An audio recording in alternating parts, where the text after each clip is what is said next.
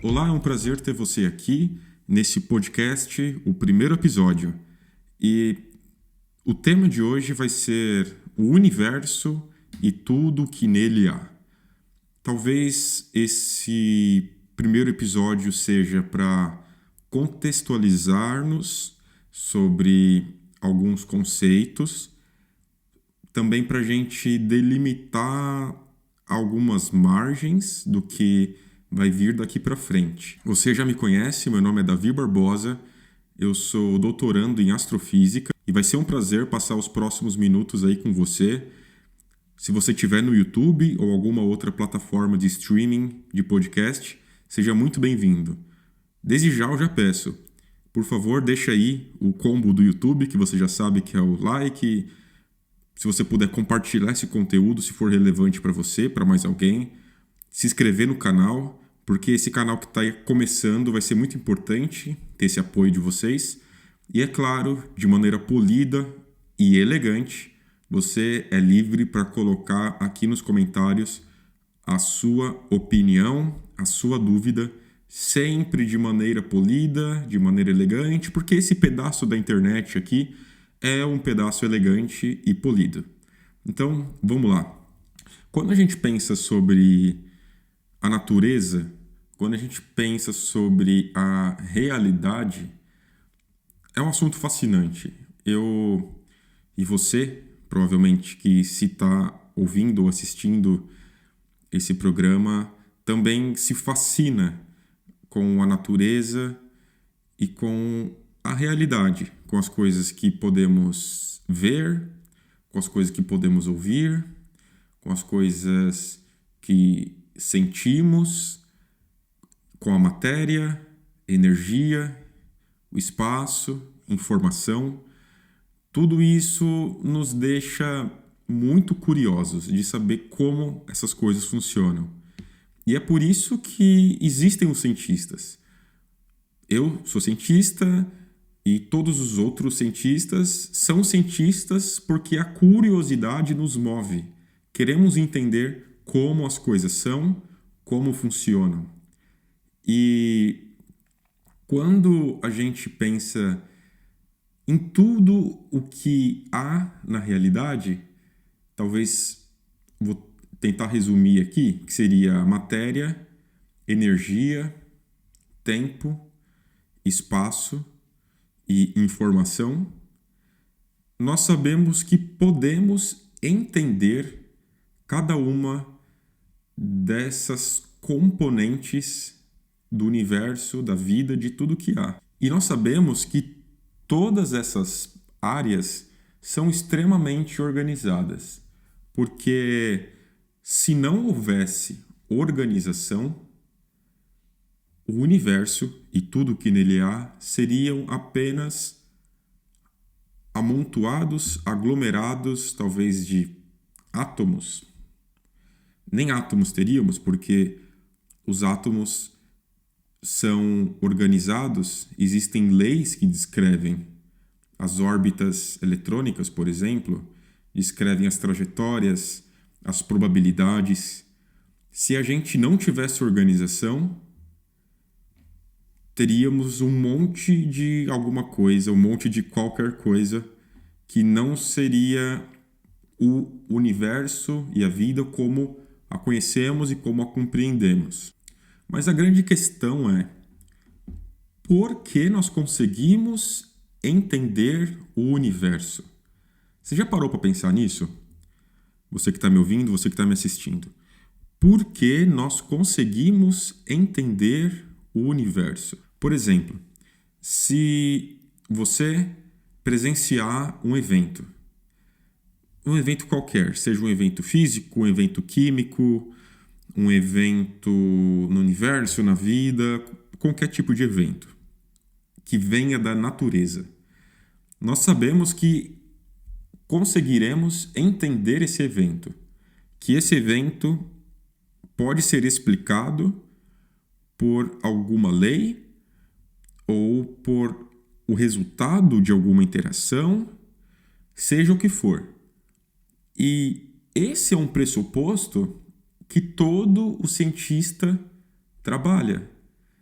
nós olhamos para a natureza e sabemos que aquilo que estamos vendo conseguiremos entender, conseguiremos explicar o funcionamento, o porquê aquilo acontece, como aquilo acontece. E essa é uma premissa que os cientistas partem dela. Por mais que a gente não saiba como alguma coisa funciona, a gente sabe que se estudarmos, se formos procurar, vamos entender o que está acontecendo. Esse ponto é um ponto muito interessante, porque de onde vem essa certeza? Porque a gente sabe que a natureza é inteligível. Por exemplo, você vai no laboratório e realiza um experimento. Você vai lá e testa uma lei da natureza, por exemplo. O que te garante que amanhã, quando você retornar no laboratório, aquele experimento que você fez ontem, você consegue refazê-lo e ter o mesmo resultado? O que te garante que as leis da natureza de ontem serão as mesmas hoje e serão as mesmas amanhã, ou pelo menos muito parecidas, muito próximas? Isso parece muito simples, parece muito corriqueiro do que eu estou falando, porque nós já nascemos numa sociedade onde temos energia elétrica. Quem nasceu aí depois de 2000, sei lá, já nasceu com internet. Nós já temos muitos conhecimentos. Mas se nós voltarmos alguns anos atrás, quando a ciência e o método científico e tudo isso ainda não era muito estabelecido, não era ainda muito bem pensado, muito bem feito. Se nós voltarmos para esse período, nós sabemos que as pessoas que começaram a produzir ciência, que começaram a investigar, elas também já partiam desse pressuposto que o universo e a vida são inteligíveis, ou seja, que nós podemos entendê-los se estudarmos, e que as leis de hoje se repetirão amanhã. E esses dois passos são um passo, digamos assim, de fé. A fé no sentido de acreditar para fazer. Nós sabemos que as coisas funcionam assim e depois vamos praticá-las. Mas agora a questão que eu fiz dessa introdução é: mas por que o universo e a vida são inteligíveis? Será que isso pode nos mostrar que por trás, que a razão ou que a causa do universo e da vida podem ser de uma grande mente? Agora fazendo uma brincadeira aqui com o nome do canal, será que uma inteligência superior pode ter feito o universo e a vida? Será que a inteligibilidade do universo e da vida podem ser uma inferência, pode ser um caminho, pode ser uma seta, pode ser uma evidência, pode ser uma ideia de que exista uma mente inteligente por trás a causa do universo e da vida?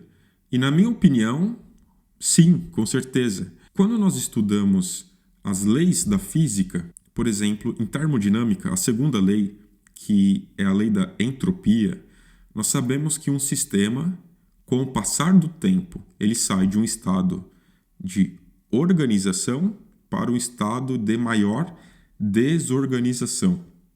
Portanto, se o universo e a vida são organizados, prova disso é que a sua internet está funcionando, então as leis do eletromagnetismo estão funcionando.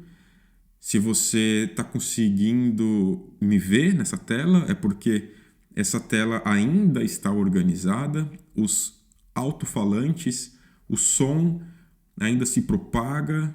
Então, se o universo e a vida possuem organização, isso mostra que se nós voltarmos ao passado,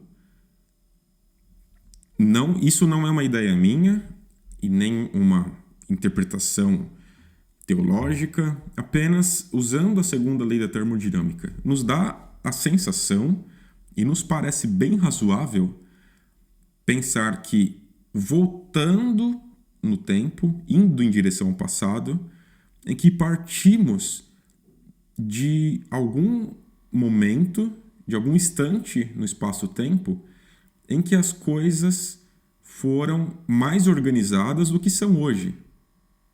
E isso é totalmente ao avesso, contra a ideia naturalista em que o caos, por alguma aleatoriedade, por alguma razão desconhecida, produziu a organização do universo e da vida que nós conhecemos, que nós vemos. E essa organização naturalista, ela é um passo de fé, porque não existem leis que nos mostram que sistemas desorganizados se organizam espontaneamente, naturalmente. O que nós sabemos é que é o contrário, que as coisas se desorganizam, que as coisas se desorganizam, que as coisas perdem energia. Mas agora, será que essa ideia que eu estou falando aqui, ela é muito translocada? Será que essa ideia é muito esquisita? Será que só sou eu que penso nisso? E será que realmente a ciência nos dá a possibilidade de fazer uma intersecção, de fazer um diálogo entre a ciência e a fé? Será que realmente é possível conciliar isso? E parece que sim, porque pelo menos é o que também achavam muitos dos maiores cientistas que já tivemos. Por exemplo, Newton, Faraday, Mendel, Pascal, Pasteur, Einstein, Planck, Heisenberg, Thomson e entre outros. Se você for pesquisar, você vai ver que todos eles conciliavam a ciência, o trabalho deles, com a fé que praticavam. Então, quando alguém diz que um bom cientista é ateu, essa é a maior mentira que já te contaram. Porque todos esses nomes que eu acabei de falar foram um dos melhores cientistas, e ainda essa lista segue, e todos eles acreditavam em Deus. E em sua grande maioria eram cristãos. Então, cientista bom e cientista ateu não é uma afirmação científica. Porque se você pegar a maioria dos prêmios Nobel, você vai ver que eles, em sua maioria, não são ateus, e sim creem em Deus. Então, dizer que o cientista bom é cientista ateu não é uma afirmação científica, porque quando a gente vai ver os dados dos prêmios Nobel, nós vamos ver que não é assim. Mas é claro que esse podcast é democrático e você pode, com certeza, discordar disso que eu estou falando e discordar da opinião de todos esses verdadeiros gênios que eu falei aqui. Com certeza pode. Mas o contrário também é verdadeiro. Considerar a opinião deles, de pelo menos se dar uma chance de pensar nesse assunto, assim como eles também pensaram, é também uma opção válida. Digo mais, é também uma opção razoável. É também uma opção que temos. Então eu quero te convidar, se você talvez compartilha dessa minha ideia, deixa aqui nos comentários o que você pensa. E se você discorda de mim, também te convido de maneira polida e elegante deixar aqui nos comentários o que você pensa. Porque quando eu descobri que os pais da ciência, em sua maioria, acreditavam em Deus e que até muitos eram cristãos, quando eu soube disso, eu pensei, poxa, Einstein, Faraday, Newton, todos esses que eu falei, são muito mais inteligentes do que eu.